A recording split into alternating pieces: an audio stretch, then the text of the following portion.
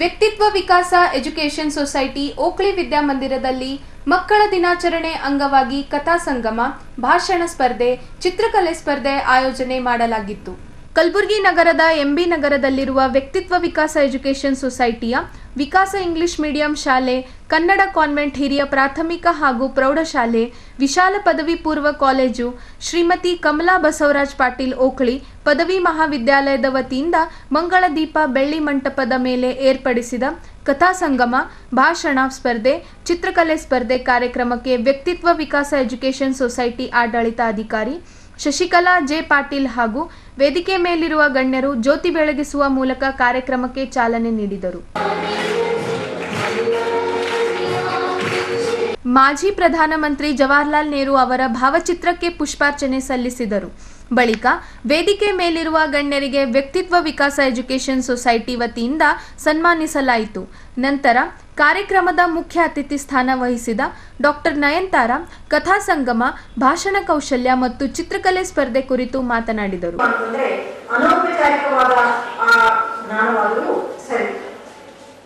ಇಂದಿನ ಮಕ್ಕಳೇ ರಾಷ್ಟ್ರದ ಮುಂದಿನ ಭವಿಷ್ಯವಾಗಿರುವ ಕಾರಣದಿಂದಾಗಿ ಇಂದು ನಾವು ಸಂಪೂರ್ಣ ಪೈಪೋಟಿಯ ಯುಗದಲ್ಲಿ ಜೀವನವನ್ನ ಮಾಡ್ತಾ ಇದ್ದೇವೆ. ಅದರಿಂದಾಗಿ ಪಾಲಕರು ಕೇವಲ ಮಕ್ಕಳನ್ನ ಡಾಕ್ಟರ್ ಅಥವಾ ಇಂಜಿನಿಯರ್ಗಳನ್ನ ಮಾಡಬೇಕು ಅಂತಕ್ಕಂಥದ್ದು ಏನಾಗ್ತಾ ಇದೆ, ಪ್ರತಿಷ್ಠೆಯ ಪ್ರಶ್ನೆ ಆಗ್ತಾ ಇದೆ. ಅಲ್ಲದೆ ಹಲವಾರು ಪಾಲಕರ ಅಭಿಲಾಷೆ ಕೂಡ ಆಗಿದೆ. ಆದರೆ ಇಲ್ಲಿ ಮುಖ್ಯವಾಗಿ ನಾವು ಏನ್ ತಿಳ್ಕೋಬೇಕು ಅಂತಂದ್ರೆ, ಆ ಒಂದು ಪೈಪೋಟಿಯ ಯುಗದಲ್ಲಿ ನಮ್ಮ ಅಭಿಲಾಷೆಗಳಿಗೆ ನಾವು ಏನಾಗ್ತಾ ಇದ್ದೇವೆ, ಬಲಿಯಾಗ್ತಾ ಇದ್ದೇವೆ. ಅದರಿಂದಾಗಿ ನಾವು ನಿಜವಾದ ಜೀವನದ ಸಂತೋಷವನ್ನ ನಾವು ಅನುಭವಿಸಲಿಕ್ಕೆ ಸಾಧ್ಯವಾಗ್ತಾ ಇಲ್ಲ.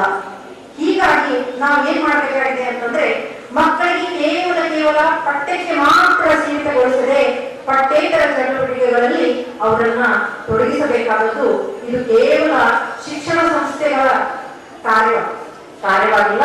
ಅದರ ಜೊತೆಗೆ ಪಾಲಕರು ಕೂಡ ಏನ್ ಮಾಡಬೇಕಾಗಿದೆ, ಕೈ ಜೋಡಿಸಬೇಕಾಗಿದೆ. ಇದು ಕೇವಲ ಸಾಕಷ್ಟು ಪ್ರತಿಯೊಬ್ಬ ಮಗು ತನ್ನದೇ ಆದಂತಹ ವಿಶಿಷ್ಟವಾದಂತಹ ಒಂದು ಪ್ರತಿಭೆಯನ್ನ ಹೊಂದಿರುತ್ತದೆ. ಆದ್ರೆ ಇಷ್ಟೇ ಒಂದು ನಾವು ಸಣ್ಣವಾದ ಒಂದು ಕೆಲಸ ಏನ್ ಮಾಡ್ಬೇಕಾಗಿದೆ ಅಂತಂದ್ರೆ, ಆ ಮಗುವಿನಲ್ಲಿ ಇರತಕ್ಕಂತಹ ಆ ಒಂದು ಪ್ರತಿಭೆಯನ್ನ ನಾವು ಗುರುತಿಸಬೇಕಾಗಿದೆ, ಪೋಷಿಸಬೇಕಾಗಿದೆ, ಬೆಳೆಸಬೇಕಾಗಿದೆ ಮತ್ತು ಪ್ರೋತ್ಸಾಹಿಸಬೇಕಾಗಿದೆ. ಅದಕ್ಕಾಗಿ ಈ ಒಂದು ಸೂಕ್ತವಾದಂತಹ ಒಂದು ವೇದಿಕೆ ಕಲ್ಪಿಸಿಕೊಟ್ಟರೆ ಮಾತ್ರ ಅಂತಹ ಸೂಕ್ತವಾದಂತಹ ಒಂದು ಪ್ರತಿಭೆ ಹೆಮ್ಮರವಾಗಿ ಬೆಳೆಯಲಿಕ್ಕೆ ಸಾಧ್ಯವಾಗುತ್ತದೆ. ಇಲ್ಲಿ ನಿಜವಾಗ್ಲೂ ಈ ಒಂದು ಸ್ಕೂಲಿನಲ್ಲಿ ಇವತ್ತು ಏನು ಈ ಒಂದು ಕಾರ್ಯಕ್ರಮವನ್ನು ಹಮ್ಮಿಕೊಂಡಿದ್ದಾರೆ, ಮಕ್ಕಳಿಗಾಗಿಯೇ ಅವರಲ್ಲಿನ ಪ್ರತಿಭೆಯನ್ನ ಅನಾವರಣಗೊಳಿಸಲಿಕ್ಕೆ. ನೋಡಿ, ಇದು ಇಂದು ನೀನೇ ಇರಲ್ಲ.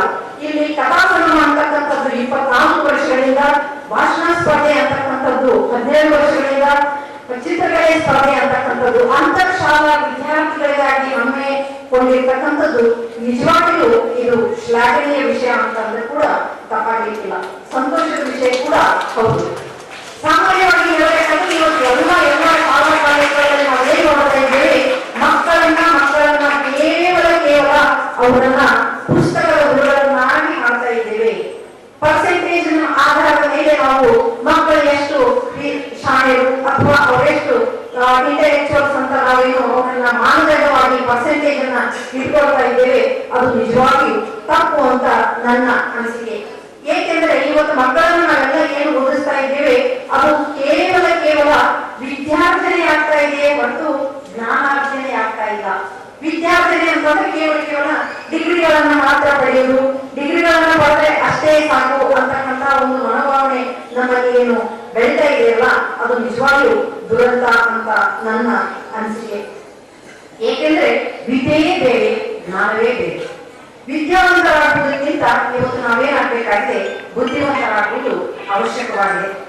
ಈ ಮಕ್ಕಳಲ್ಲಿ ಇರತಕ್ಕಂತಹ ಕಲೆಗಳನ್ನ ಹೊರಸೂಸಲಿಕ್ಕೆ ಇವತ್ತು ಈ ಒಂದು ಕಾರ್ಯಕ್ರಮ ನೋಡಿ, ಮುದ್ದು ಮಕ್ಕಳು ಅಂದಾಗ ಹೆಸರೇ ಸೂಚಿಸುತ್ತದೆ ಅವರಲ್ಲಿ ಎಷ್ಟು ಮುಗ್ಧತೆ ಇದೆ.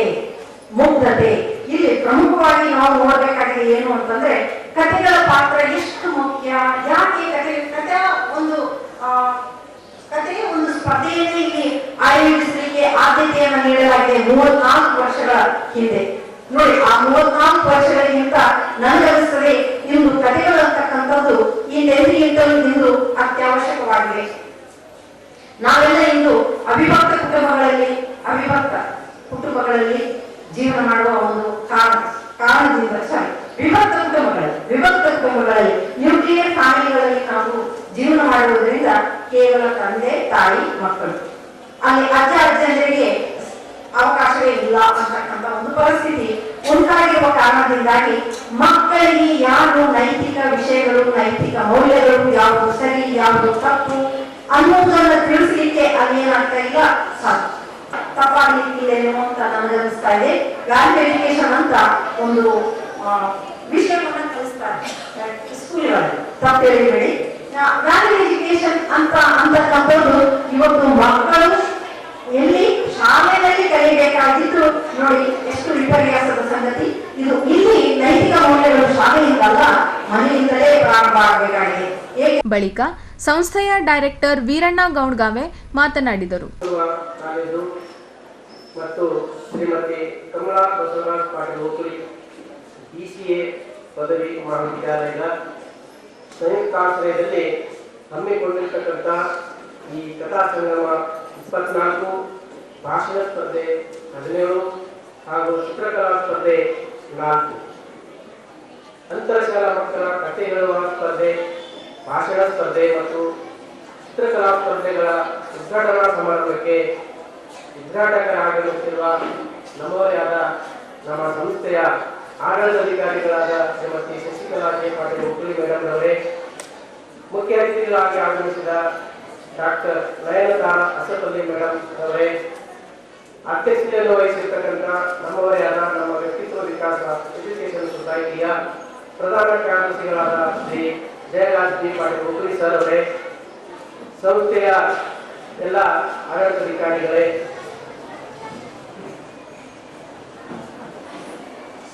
ಹಾಗೂ ನಮ್ಮ ಸಂಸ್ಥೆಯ ಅಡಿಯಲ್ಲಿರತಕ್ಕಂಥ ಎಲ್ಲ ವಿಭಾಗಗಳ ಮುಖ್ಯಸ್ಥರೇ, ಶಿಕ್ಷಕರೇ ಮತ್ತು ಮಕ್ಕಳೇ, ನಿರ್ಣಾಯಕರೇ ಹಾಗೂ ವಿವಿಧ ಶಾಲೆಗಳಿಗೆ ಆಗಮಿಸಿದಂಥ ಸ್ಪರ್ಧೆಯಲ್ಲಿ ಭಾಗವಹಿಸಲಾಗುತ್ತಿದ್ದಂಥ ವಿದ್ಯಾರ್ಥಿಗಳೇ, ಶಿಕ್ಷಕರೇ, ಮಕ್ಕಳಲ್ಲಿ ಕಥೆ ಹೇಳುವ ಹಾಗೂ ಕೇಳುವ ಆಸಕ್ತಿ ಸಹಜ. ಶೈಕ್ಷಣಿಕ ತಜ್ಞರ ಪ್ರಕಾರ ಮಕ್ಕಳ ಜ್ಞಾನಾಭಿವೃದ್ಧಿ ಹಾಗೂ ಶೈಕ್ಷಣಿಕ ಪ್ರಗತಿ ಕಥೆಗಳ ಮೂಲಕ ಸಾಧ್ಯ. ಸತ್ಯ, ಶಾಂತಿ, ಸಹನೆ, ಸತತ ಪ್ರಯತ್ನ, ದಾನ, ತ್ಯಾಗ ಮೊದಲಾದ ಮಾನವೀಯ ಮೌಲ್ಯಗಳನ್ನು ಬೆಳೆಸಿ ಮಕ್ಕಳಿಗೆ ಮನಸ್ಸಾಗುವಂತೆ ಮಾಡಿಕೊಡಬೇಕೆಂಬ ಉದ್ದೇಶದಿಂದ ನಮ್ಮ ವ್ಯಕ್ತಿತ್ವ ವಿಕಾಸ ಶಿಕ್ಷಣ ಸಂಸ್ಥೆಯ ಸಂಸ್ಥಾಪಕ ಪ್ರಧಾನ ಕಾರ್ಯದರ್ಶಿಗಳಾದ ದಿವಂಗತ ಪ್ರೊಫೆಸರ್ BV ಪಾಟೀಲ್ ಓಕುಳಿ ಸರ್ ಅವರು ಈ ಕಥೆ ಹೇಳತಕ್ಕಂಥ ಸ್ಪರ್ಧೆಯನ್ನು ಪ್ರಾರಂಭಿಸಲು ತಿಳಿಸಿರುತ್ತಾರೆ. ಅವರ ಮಾರ್ಗದರ್ಶನದಲ್ಲಿ 2001ನೇ ವರ್ಷ ಪ್ರಥಮ ಅಂತರಶಾಲಾ ಮಕ್ಕಳ ಕಥೆ ಹೇಳುವ ಸ್ಪರ್ಧೆ ಕಥಾ ಸಂಗಮ ಎಂಬ ಹೆಸರಿನಲ್ಲಿ ಪ್ರಾರಂಭಿಸಿದೆವು.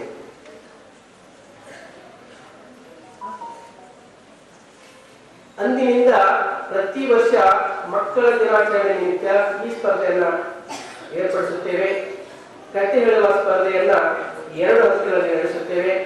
ಮೊದಲನೇ ಹಂತ 3ನೇ ಮತ್ತು 4ನೇ ತರಗತಿ ವಿದ್ಯಾರ್ಥಿಗಳಿಗಾಗಿ, 2ನೇ ಹಂತ 5ನೇ, 6ನೇ ಮತ್ತು 7ನೇ ವರ್ಗದ ವಿದ್ಯಾರ್ಥಿಗಳಿಗಾಗಿ ಹಾಗೂ ಭಾಷಣ ಮತ್ತು ಚಿತ್ರಕಲೆ ಸ್ಪರ್ಧೆಯನ್ನ ಪ್ರೌಢಶಾಲಾ ವಿದ್ಯಾರ್ಥಿಗಳಿಗಾಗಿ ಏರ್ಪಡಿಸುತ್ತೇವೆ. ಸ್ಪರ್ಧೆಯಲ್ಲಿ ವಿಜೇತರಾದ ಪ್ರತಿ ಹಂತಕ್ಕೂ 3 ನಗದು ಬಹುಮಾನ ಮತ್ತು ಪ್ರಶಸ್ತಿ ಪತ್ರವನ್ನು ನಮ್ಮ ಸಂಸ್ಥೆಯ ಸಂಸ್ಥಾಪಕರ ದಿನಾಚರಣೆ ಹಾಗೂ ಶಾಲಾ ವಾರ್ಷಿಕೋತ್ಸವ ದಿನದಂದು ವಿತರಿಸುತ್ತೇವೆ. ಪ್ರಥಮ ನಗದು ಬಹುಮಾನ 1,000 ರೂಪಾಯಿ ಮತ್ತು ಪ್ರಶಸ್ತಿ ಪತ್ರ. ಹಾಗೆಯೇ ದ್ವಿತೀಯ ಬಹುಮಾನ ನಗದು ಬಹುಮಾನ 750 ರೂಪಾಯಿ ಮತ್ತು ಪ್ರಶಸ್ತಿ ಪತ್ರವನ್ನು ನೀಡಿ ಗೌರವಿಸಲಾಗುತ್ತದೆ. ಹಾಗೆ 3ನೇಯ ಬಹುಮಾನ 500 ರೂಪಾಯಿ ನಗದು ಮತ್ತು ಪ್ರಶಸ್ತಿ ಪತ್ರವನ್ನು ನೀಡಿ ಆ ವಿದ್ಯಾರ್ಥಿಗಳಿಗೆ ನಮ್ಮ ಸಂಸ್ಥಾಪಕರ ದಿನಾಚರಣೆಯನ್ನು ಶಾಲಾ ವಾರ್ಷಿಕವನ್ನು ನಾವು ನೀಡಿ ಗೌರವಿಸುತ್ತೇವೆ. ಈ ರೀತಿಯಾಗಿ ಕಥೆ ಹೇಳುವ, ಭಾಷಣ ಹೇಳುವ ಮತ್ತು ಚಿತ್ರಕಲೆ ಬಿಡಿಸುವ ಮಕ್ಕಳಿಗೆ ಪ್ರೋತ್ಸಾಹಿಸುವುದು ಹೆಮ್ಮೆಯ ವಿಷಯ. ಕಳೆದ 24 ವರ್ಷಗಳಿಂದ ಪ್ರತಿ ವರ್ಷ ಈ ಒಂದು ಕಾರ್ಯಕ್ರಮವನ್ನು ಯಶಸ್ವಿಗೊಳಿಸುವಲ್ಲಿ ಆತ್ಮಿಕ ಅತಿಥಿಗಳೇ, ನನ್ನ ಗುರುಗಳೇ ಹಾಗೂ ನನ್ನ ಪ್ರೀತಿಯ ಸ್ನೇಹಿತರೆ, ಇಂದು ನಾನು ಮಾತನಾಡಲಿರುವ ವಿಷಯ ಯುವ ಪೀಳಿಗೆಯ ಮೇಲೆ ಕೃತಕ ಬುದ್ಧಿವಂತಿಕೆಯ ಪ್ರಭಾವ. ಇಂದಿನ ಯುಗದಲ್ಲಿ ಅತ್ಯಂತ ಪ್ರಸ್ತುತವಾದ ವಿಷಯ ಕೃತಕ ಬುದ್ಧಿವಂತಿಕೆ, ಆರ್ಟಿಫಿಷಿಯಲ್ ಇಂಟೆಲಿಜೆನ್ಸಿ, AI ಎಂದರೆ ಯಂತ್ರಗಳಿಗೆ ಮಾನವನಂತೆ ಯೋಚಿಸುವ, ಚಿಂತಿಸುವ ಮತ್ತು ನಿರ್ಧಾರಗಳನ್ನು ತೆಗೆದುಕೊಳ್ಳುವ ಸಾಮರ್ಥ್ಯವನ್ನು ನೀಡುವ ತಂತ್ರಜ್ಞಾನ. ಇಂದು AI ನಮ್ಮ ಬದುಕಿನ ಪ್ರತಿಯೊಂದು ಹಂತದಲ್ಲೂ ಕಾಣಿಸಿಕೊಳ್ಳುತ್ತದೆ. ಮೊಬೈಲ್ನಲ್ಲಿ ಮಾತನಾಡುವ ಚಾಟ್ಬಾಟ್ಗಳಲ್ಲಿ, ಗೂಗಲ್ ಮ್ಯಾಪ್ಗಳಲ್ಲಿ, ದಾರಿ ತೋರಿಸುವ ಆ್ಯಪ್ಗಳಲ್ಲಿ, ವೈದ್ಯಕೀಯ ನಿರ್ಧಾರಗಳಲ್ಲಿ ಮತ್ತು ಕೃತಕ ಬುದ್ಧಿಮತ್ತೆ ಇದು ಇಂದಿನ ಯುಗದಲ್ಲಿ ಅತ್ಯಂತ ಪ್ರಸ್ತುತ, ವೇಗವಾಗಿ ಬೆಳೆಯುತ್ತಿರುವ ಹಾಗೂ ನಮ್ಮ ದಿನನಿತ್ಯದ ಜೀವನದಲ್ಲಿ ಬದಲಾಯಿಸುತ್ತಿರುವ ಕ್ಷೇತ್ರ. AI ಅಂದ್ರೆ ಏನಪ್ಪ ಅಂತ ತಿಳ್ಕೊಳ್ಳೋಣ. AI ಅಂದ್ರೆ ಆರ್ಟಿಫಿಷಿಯಲ್ ಇಂಟೆಲಿಜೆನ್ಸ್, ಕನ್ನಡದಲ್ಲಿ ಕೃತಕ ಬುದ್ಧಿಮತ್ತೆ. ಕೃತಕ ಬುದ್ಧಿಮತ್ತೆ ಎಂದರೆ ಮಾನವನಂತೆ ಯೋಚಿಸಿ ಕಲಿತು ನಿರ್ಧಾರ ತೆಗೆದುಕೊಳ್ಳಬಲ್ಲ ಒಂದು ತಂತ್ರಜ್ಞಾನ ಈಗಾಗಲೇ ನಮ್ಮ ಸ್ಮಾರ್ಟ್ಫೋನ್, ಗಾಡಿ, ಬ್ಯಾಂಕಿಂಗ್, ವೈದ್ಯಕೀಯ ಶಿಕ್ಷಣ ಎಲ್ಲೆಲ್ಲಿಯೂ ಪ್ರವೇಶಿಸಿದೆ. ಇದು ಅತ್ಯಂತ ಪ್ರಸ್ತುತ. ಇದು ಕೃತಕ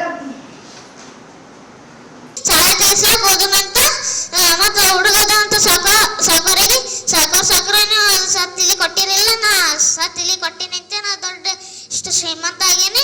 ನೀವು ಸತ್ತಿಲಿ ಕೊಟ್ಟಿರಲಿಲ್ಲ, ನಾ ಅದ್ರ ಬದಲು ನಾನು ನಿಮಗೆ ಬಂಗಾರದಲ್ಲಿ ಕೊಡ್ತೀನಂತ ಕೊಟ್ಟನಂತ ಸಾಕೋರ ಆಶ್ಚರ್ಯ ಖುಷಾಲ್ ತನ್ನ ಮಗಳಿಗೆ ಈ ಹುಡುಗ ಸಂಗಟ ಕೊಟ್ಟು ಮದುವೆ ಮಾಡಿದಂತ. ಈ ಕಥೆಯ ನೀತಿಯು ಸಾಧನೆ ಮಾಡ್ಬೇಕಂದ್ರೆ ಹಣ ಬೇಕಾಗಿಲ್ಲ, ಚಲೋ ಅಂತಿದ್ರೆ ಸಾಕು. ಧನ್ಯವಾದ. ನಂತ್ರಿ ಅವ ದಿನಾಲು ಕುರಿ ಕಾಯ್ಲ ಕಾಡಿಗೆ ಹೋತಿನಂತ್ರಿ. ಕುರಿಗೆ ಒಂದು ತಾಲ್ ಮೇಯ್ಸ್ಲಾಕ್ ಬಿಟ್ಟು ಗಿಡದ ತಳಕ್ ಕೂಡ್ತೀನಂತ್ರಿ. ಅವಾಗ ಅವನಿಗೆ ಮನ್ಸು ಹೊಂಟಿದಿಲ್ಲಂತ್ರಿ. ಅವನಿಗೆ ಮಜಾಕ್ ಮಾಡ್ಬೇಕು ಅನ್ಸತಂತ್ರಿ. ಅವ ಅಂತೀನಂತ್ರಿ, ತೋಳ ಬಂತು ತೋಳ, ಕಾಪಾಡಿ ಕಾಪಾಡಿ, ಯಾರಾದರೂ ಬೇಗ ಬನ್ನಿ ಅಂತೀನಂತ್ರಿ. ಜನದವ್ರು ಕೆಲಸ ಮಾಡತ್ತೀರಂತ್ರಿ. ಅವಾಗ ಅವ್ರು ಕೆಲ್ಸದವ್ರು ನೋಡ್ತಾರಂತ್ರಿ. ಅವ್ರು ಬಂದು ಕೇಳ್ತಿರಂತ್ರಿ, ಅಪ್ಪಿ ತೋಳ ಎಲ್ಲದ ಹೇಳಂತ್ರಿ. ಇಲ್ರಿ ಅದು ಹೋಯ್ತ್ರಿ ಅಂತ ಹೇಳ್ತೀನಿ. ಮತ್ತೆ 2ನೇ ದಿವ್ಸನೂ ಬರ್ತಿದಂತ್ರಿ.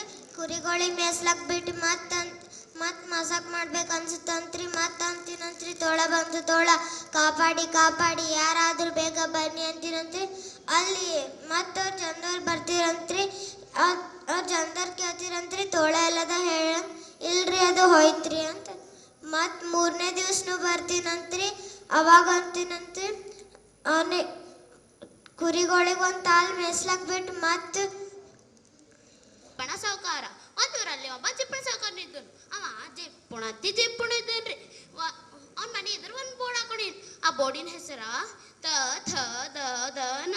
ತ ಅಂದ್ರ ತಾತ, ಥ ಅಂದ್ರ ತಾತನ್ ತಾತ, ದ ಅಂದ್ರ ದಾನ, ದ ಅಂದ್ರ ಧರ್ಮ, ನ ಅಂದ್ರ ನೀಲ. ಅಂದ್ರ ತಾತನ್ ಕಾಲಾಗಿನ ಹಿಡ್ಕೊಂಡವ ದಾನ ಧರ್ಮ ಏನು ಮಾಡಿಲ್ರಿ. ಅವ ಮನೆಗೆ ಯಾರು ಬರ್ತಾರ ₹1 ದಾನ ಕೊಡ್ತಿದ್ದಿಲ್ರವ. ಅಚ್ಚಲಕ ಇವ ದೇವ್ರ ಶಿವನ್ ಮಾಡ್ತಾನೆ ಗೊತ್ತ್ರಿ. ಇವನಿಗಿಟ್ಟೆಲ್ಲ ಆಸ್ತಿ ಮನಿ ಇವೆಲ್ಲ ಕೊಟ್ಟಿನಿ. ಅಂದ್ರೂ ಇವ ಒಂದು ಮಂದಿಗೆ ದಾನ ಮಾಡಲ್ಲೋಗ್ಯಾನ ಅಂತ ಹೇಳಿವ ಶಿವ ಸ್ವಾಮಿ ರೂಪಾಗಿ ಬರ್ತಾನ್ರಿ.